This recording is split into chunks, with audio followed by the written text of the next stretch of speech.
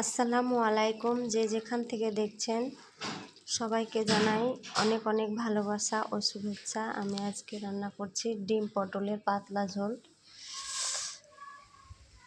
এখানে মরিচ দিলাম, লবণ দিলাম, হলুদ গুঁড়া দিলাম, তারপরে ডিমগুলো আগেই ভেজে নিয়েছি।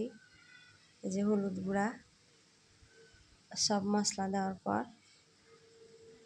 আবার ধনে গুঁড়াও দিলাম। সব মশলা দেওয়ার পরে আমি পটলটা ভালো করে কষিয়ে নিলাম।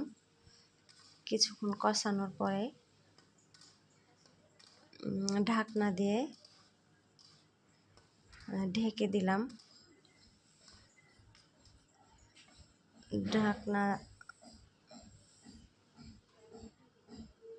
ঢাকনা দিয়ে ঢাকার পরে একটু হালকা করে পানি দিলাম। তারপরে ডিমগুলো দিয়ে দিলাম। ডিমগুলো দিয়ে আবার ঢেকে দিলাম সিদ্ধ করার জন্য। আর আমি এখানে রান্না করেছি এই যে বুট, তার আলু ভর্তা,